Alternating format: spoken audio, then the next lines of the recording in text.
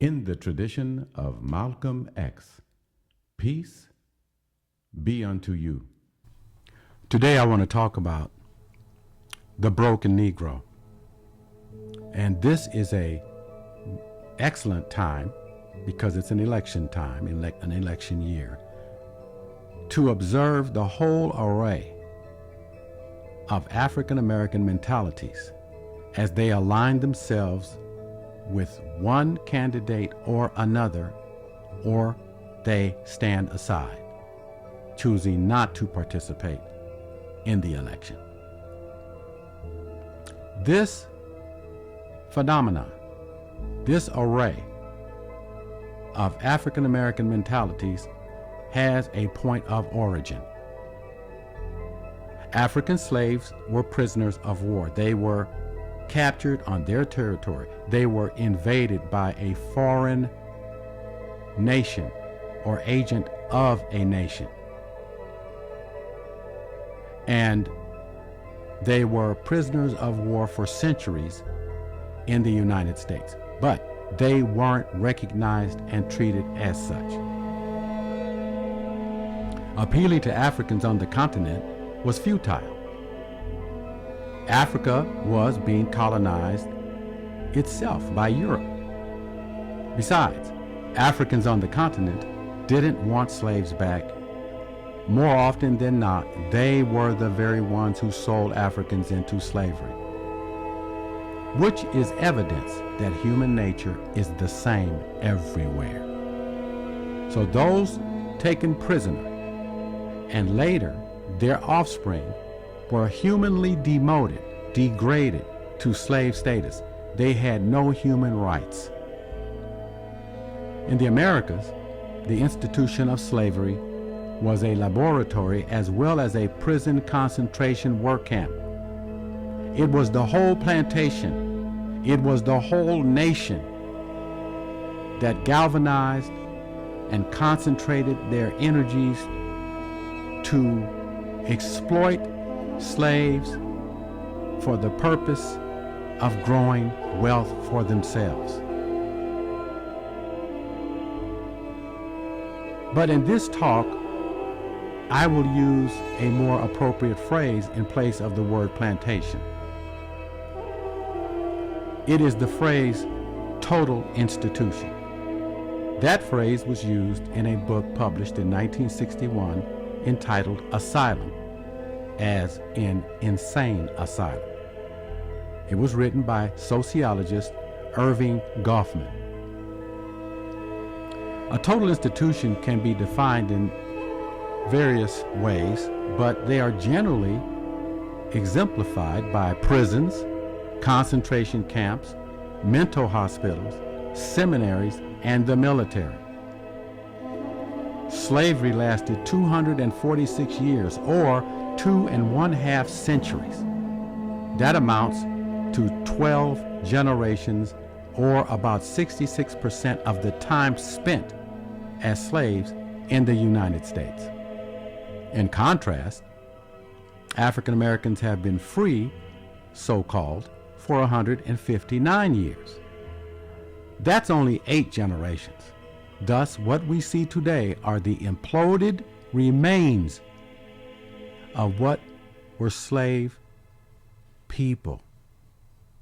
We are a destroyed people in the absolute sense, and our cultures were destroyed.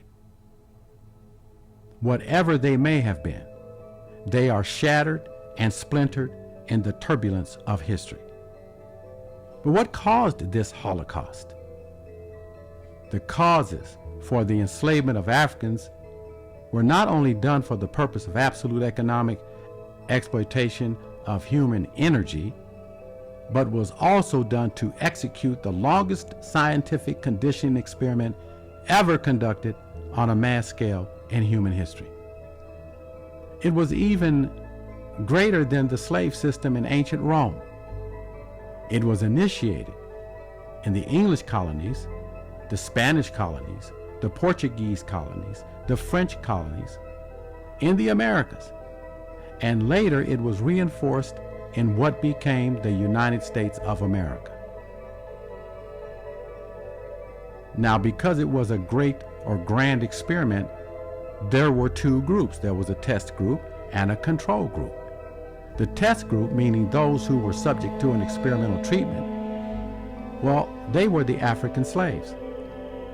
The plan was to, number one, subject a whole population, in this case Africans, to a concentration labor camp. Two, to subject them to conditions that were minimal at most for qualification as a human being. For example, marriage was not allowed. Thus, no family names were established. A low daily protein or caloric intake was maintained. Inadequate clothing was issued. Very minimal personal privacy was allowed. Virtually no hygienic training was available, and no formal education was allowed. 3, to subject them to time-oriented repetitive behaviors. And 4, to divide them into slaves and slaves who were slave drivers. The slave driver's job was to issue positive or negative rewards by order of the slave owner. The negative or positive rewards were not meant to be judicial executions of equal justice meted out in the same amount for the same offense to every slave, nor proportionate justice meted out differently based upon merit or favoritism. They were more than not arbitrarily applied executions, either very simple pleasures or harsh punishments like a lashing or a hanging. They each had a purpose. All rewards given to the slaves were experimental treatments periodically adjusted based upon success or failure outcomes. The idea they had was that in the long run, such rewards would condition docility in the slaves and the subconscious internalization of a socially constructed slave identity in each individual person, so that they then would self-perpetuate their own mentality through time. So in the long term, the purpose was to grow a self-perpetuating, semi-destructive French slave culture practiced and passed down from generation to generation. All slaves were forced to believe in a white nationalist religion, which included the worship of the generic white man as God. That is done in nearly every church in the United States today. Day after day, month after month, year after year, the treatments continued as slave masters took copious notes and measurements on slave behavior. Now, on the other hand, the control group, which consisted of European immigrant settlers, well, they were rewarded for simply consciously identifying as being white and acting white. That means for putting any and all slaves in their place. The long-term outcome objectives were to instill in them subconsciously the idea of racial superiority and exceptionalism, and for it to be done in each European immigrant. Rewards to them were periodically calibrated too. They were based upon success or failure outcomes as well. In the long term, outcomes were more successful than not. Thus, monetary, property, and status rewards worked well to keep American immigrants and their descendants white. Now, as a consequence of the long-term success of outcomes for slave culture and European immigrant cultures, the total institution that Irving Goffman defined continued long after the end of slavery to assembly line its human products. What took the place on the plantation was slave segregation from all other cultures or the mainstream of society. Segregation by race became universal almost immediately after the end of the Civil War. Eventually, in all states, segregation was lawfully enforced by police and legal actions like imprisonment against offenders. An example of ordinances were the Sunset Ordinances. I'm holding right now a book in my hand entitled The Negro Motorist, the Green Book. That book listed places where African American travelers could stay before the sun went down.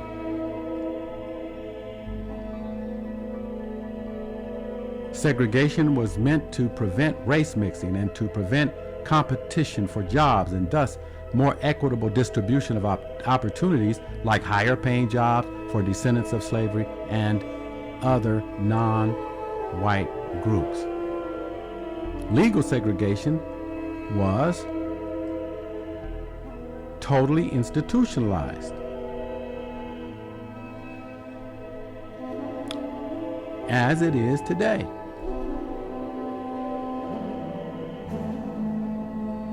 It continued long after the end of slavery to maintain the status quo.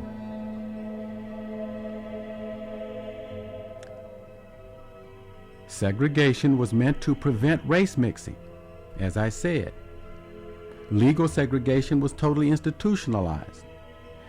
In the slave environment, a systematic practice based upon the scientific method of classical central nervous system conditioning was executed. It is now identified with the Russian physiologist Ivan Pavlov's experiment described in his book, Classical Conditioned Reflex, published in 1897. So what we have here is a mass brainwashing process which consisted of conditioning all people into a belief in colorism through media propaganda such as newspapers, the early film industry, religious myths and icons, entertainment and emotionalism, and finally, restrictive covenants in the housing market. Even access to medical treatments like checkups and medicine were denied to black people in white hospitals. The role of institutions was to reinforce the ideology of white supremacy. Today, as sociologist Irving Goffman stated in his book, Asylums, this is what the array of African American mentalities will reveal if you observe closely. Number one, some African Americans walk the walk and talk the talk. They are absolute conformists. Number two, some African Americans walk the walk but don't talk the talk. Number three, some African Americans talk the talk but do not walk the walk. And four, some very few African Americans don't walk the walk and don't talk the talk. What is the talk? The talk is white supremacy. We can see those personality types which began 405 years ago today. From absolute intellectual and emotional resignation to a little rebellion, people such as the type 1 folks just mentioned are active socially and politically around us. 80% of African Americans are maintaining that status quo. Consequently, the future for African Americans does not look bright for many reasons. But the outstanding reason is because they do not have a unified vision of their collective future. There is absolutely no unity of descendants of slavery. That is proof of the success of slave conditioning. What you see now is in part what it was then. Ivan Pavlov and Irving Goffman were right. Therefore, no matter what you believe, there is no reason to think, there is no material evidence to support any idea that the current social and political situation will change for African Americans, no matter who you vote for. We are Dalit people.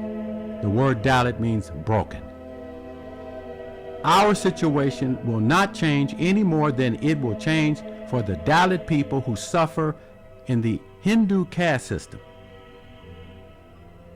who suffer daily in India. I am Dr. Stephen Nur Ahmed. Peace be unto you.